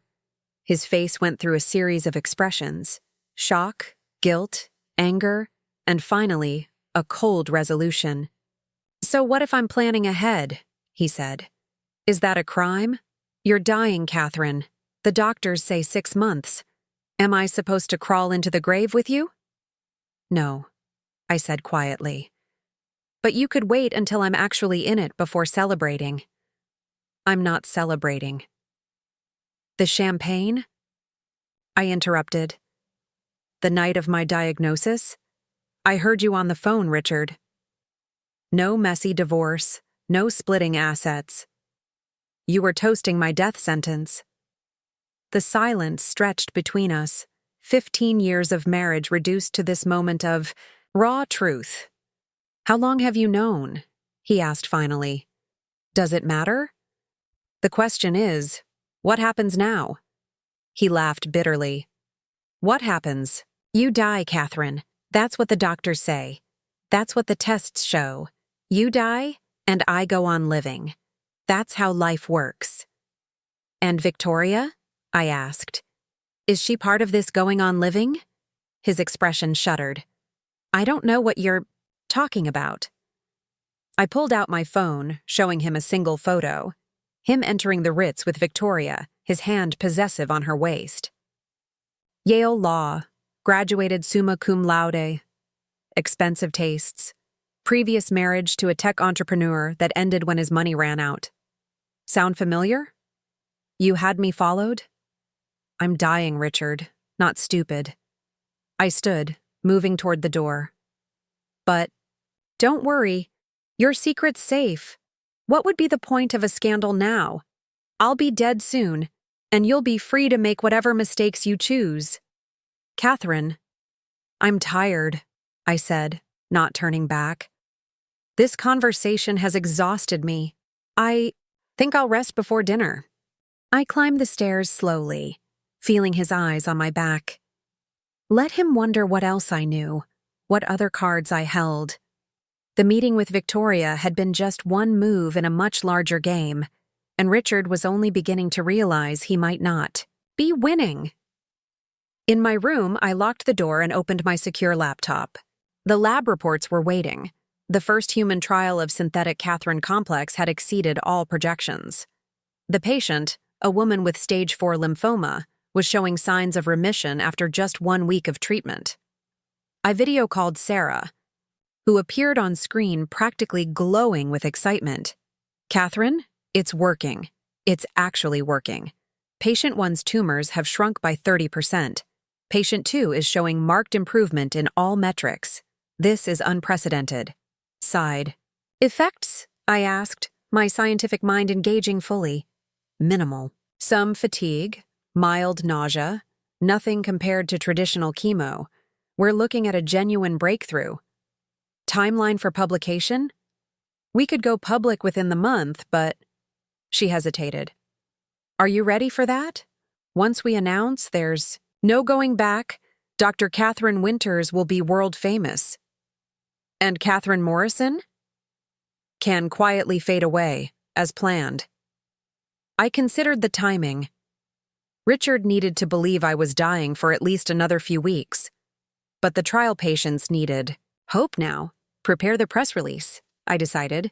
But hold it until I give the word. And Sarah, start preparing a victim impact statement. Victim impact? For what? For when we file charges against Richard and Victoria for conspiracy to commit insurance fraud, emotional abuse of a terminally ill patient, and attempted murder. Sarah's eyes widened. Murder?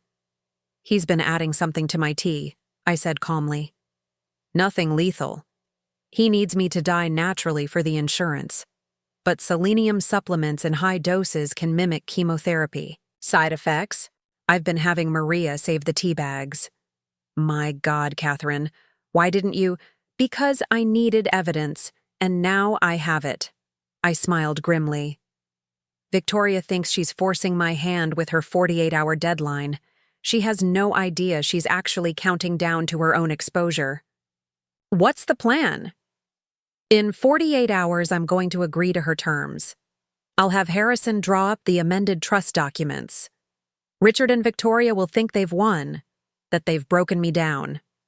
And then, at the signing ceremony, with all parties present and the security cameras rolling, Dr. Catherine Winters is going to rise from the dead. Sarah's grin matched mine. It's going to be spectacular.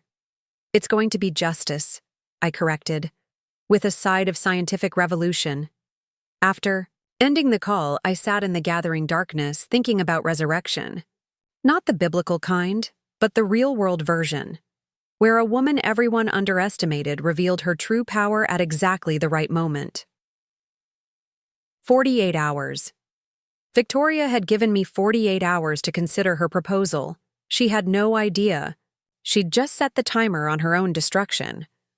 I pulled out the business card she'd left, running my finger over the embossed letters. Such arrogance, leaving a paper trail of her extortion attempt. But then she thought she was dealing with a dying woman too weak to fight back. My secure phone buzzed with messages from the team. The second round of trial results. More success. Stories. More lives that would be saved by the protein my body had been quietly producing all these years. Richard knocked on the door. Catherine, dinner's ready. I'll be right down, I called, injecting weakness into my voice. Dinner. Where? He'd serve me tea laced with selenium, watching for signs that his subtle poisoning was working, where I'd play the dying wife for just a little longer, gathering the final pieces of evidence needed to ensure he and Victoria never hurt anyone again. The champagne cork that had started this journey seemed like a lifetime ago, but every performance had its finale, and mine was going to be unforgettable. I stood, straightened my clothes, and prepared for one more meal with the man who couldn't wait for me to die. In 48 hours, he'd get his wish. Catherine Morrison would cease to exist. But what would rise in her place would be his worst nightmare. A woman who'd turned attempted murder into medical breakthrough, who'd transformed betrayal into triumph, who'd used her own body's gift to save lives while exposing those who'd tried to profit from her death. The resurrection was coming, and it would be glorious. The conference room at Harrison Blackwood's law firm had been carefully chosen for the signing ceremony. Floor-to-ceiling windows provided natural light that would perfectly illuminate what was about to unfold, while hidden cameras captured every angle for the legal record.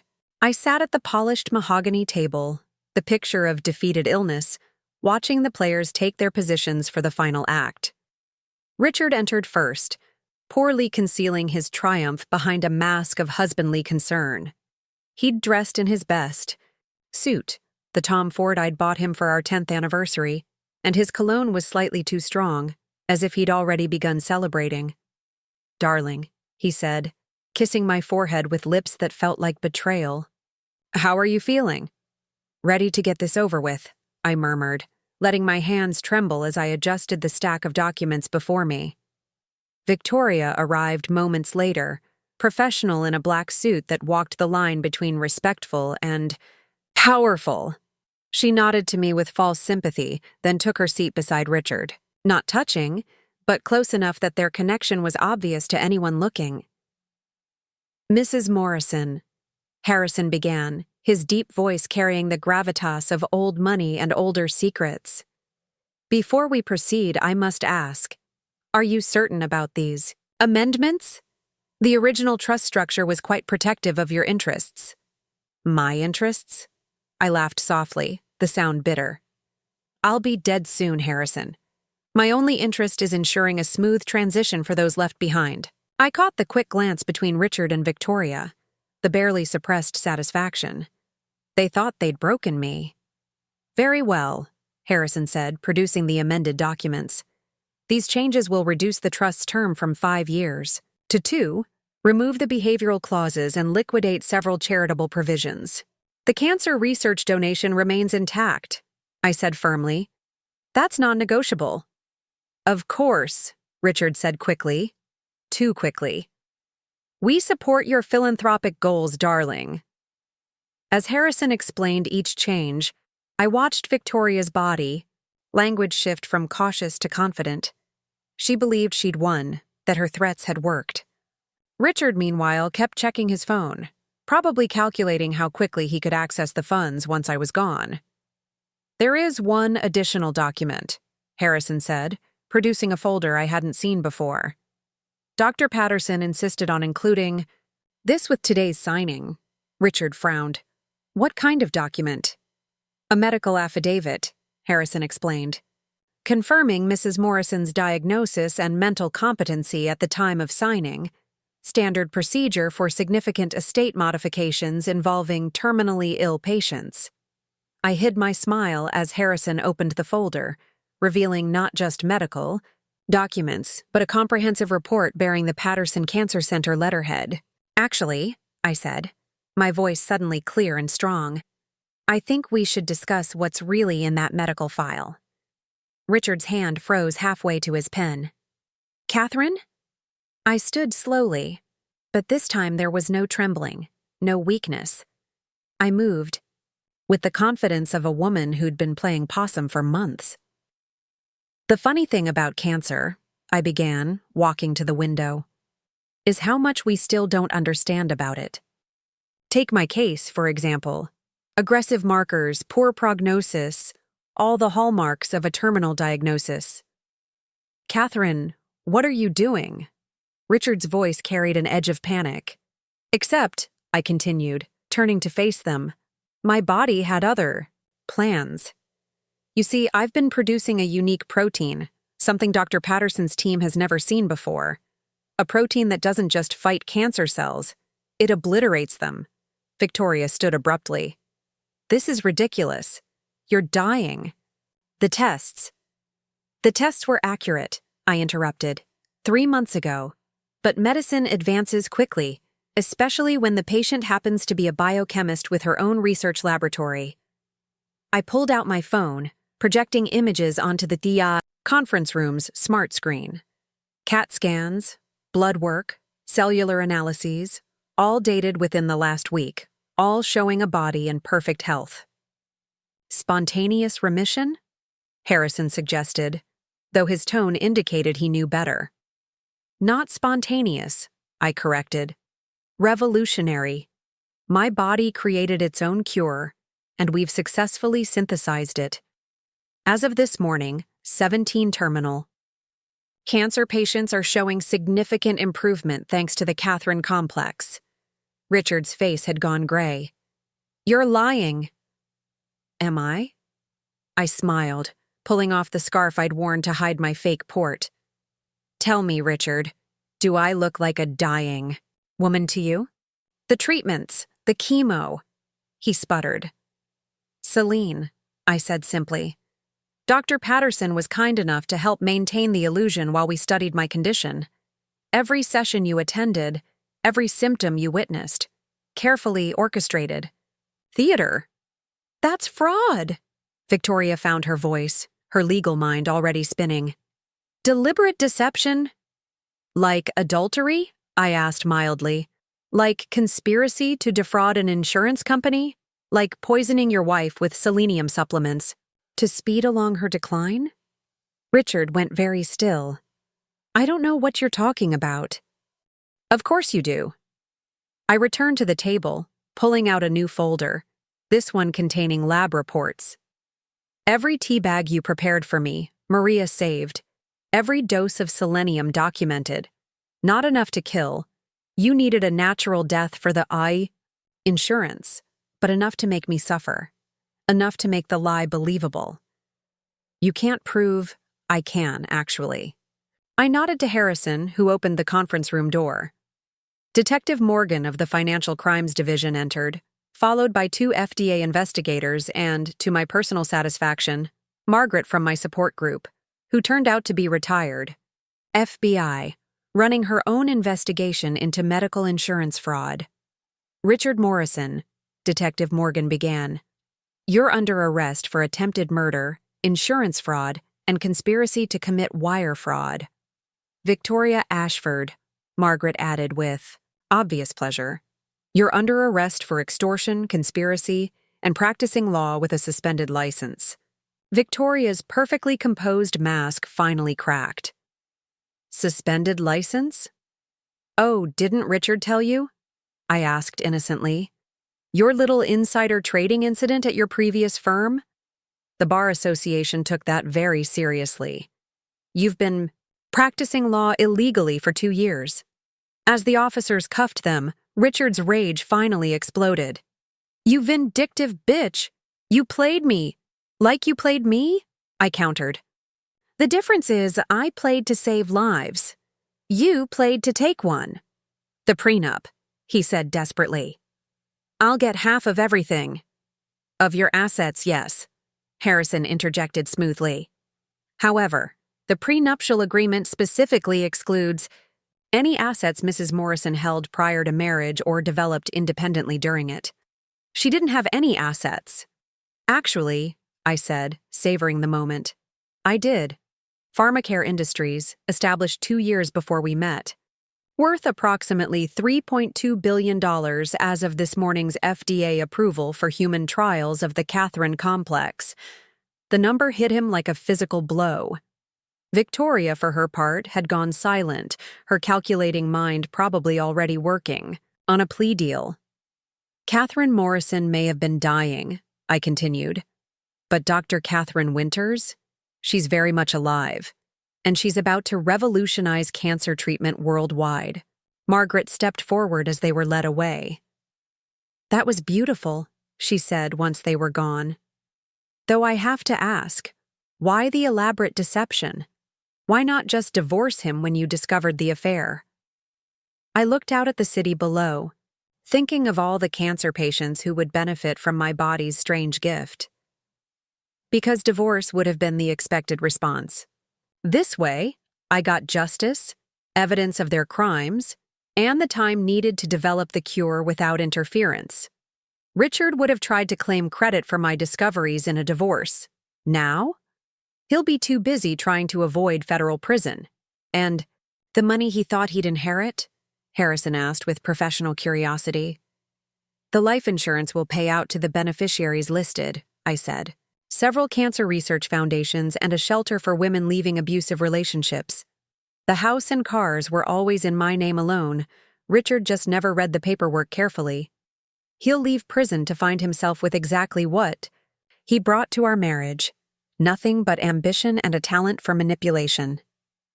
My phone buzzed with a message from Sarah.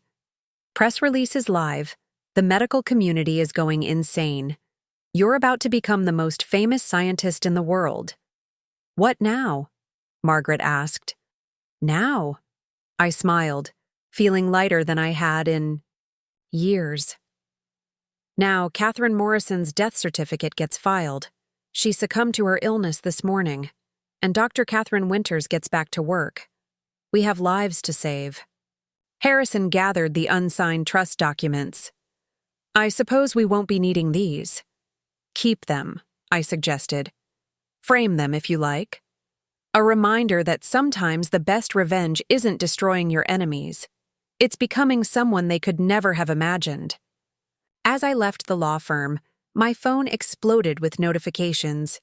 Journalists, medical professionals, cancer patients, all clamoring for information about the Catherine complex. But I ignored them all, stepping into the afternoon sunshine with a freedom I hadn't felt in 15 years. Richard had celebrated my diagnosis with champagne, toasting what he thought was my demise. But every toast to death becomes a toast to life when the corpse refuses to cooperate. And this particular corpse? She had work to do. 6 months later, I stood before the International Cancer Research Symposium, presenting the clinical trial results of the Catherine complex. The treatment had exceeded every projection, with an 87% remission rate in previously terminal patients. The boy who'd been given weeks to live was in the audience, cancer-free and clapping enthusiastically. The complex works by identifying and enhancing the body's natural cancer-fighting mechanisms, I explained to the rapt audience. It teaches the immune system to recognize and destroy cancer cells with unprecedented precision. During the Q&A, a journalist asked the question I'd been expecting.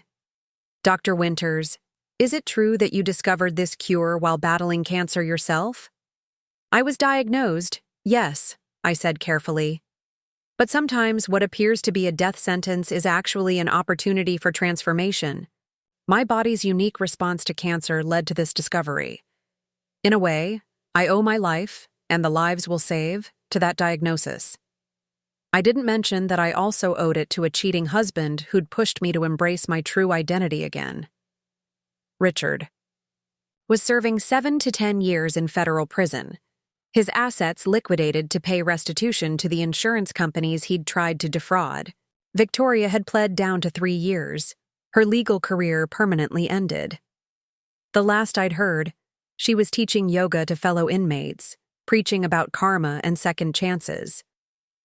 After the presentation, Margaret found me in the lobby. She'd beaten her cancer. The 3rd round had been the charm, and now worked as a patient advocate at Patterson Cancer Center. That was brilliant, she said, hugging me carefully. How does it feel to be saving the world? Like I'm finally living my purpose, I admitted. No more hiding, no more playing small. Speaking of not hiding, she said with a grin, that gorgeous doctor from the center has been asking about you. Now that you're officially single, I laughed, feeling younger than I had in years. Maybe someday. Right now, I'm too in love with my work to share my attention. As we walked out together, my phone chimed with a notification. The Catherine Complex had just received full FDA approval for widespread use. By this time next year, it would be available in every major cancer center in the country. You know what the best part is? Margaret asked as we stood on the sidewalk, watching the world go by. What's that? Richard celebrated your death with champagne, but you're the one who ended up with something worth toasting, a cure for cancer and the freedom to be yourself. I smiled, thinking of that night months ago when I'd stood in my hallway, listening to my husband toast my demise. He'd been right about one thing. Catherine Morrison did die. But from her ashes rose someone far more powerful. A woman who'd turned personal betrayal into global breakthrough, who'd transformed attempted murder into medical miracle. To resurrection, I said, raising my coffee cup in a mock toast. To revenge served with a side of saving humanity, Margaret countered. We laughed, 2 women who'd faced death and chosen life, who'd been underestimated and had proven unstoppable. In the end, Richard had gotten what he'd wanted, the death of his wife. He just hadn't realized that sometimes death is simply another word for metamorphosis. And the butterfly that emerged from Catherine Morrison's chrysalis? She had wings that could carry the world. Up next, you've got 2 more standout stories, right on your screen. If this one hit the mark, you won't want to pass these up. Just click and check them out. And don't forget to like, subscribe, and turn on the notification bell so you don't miss any upload from us.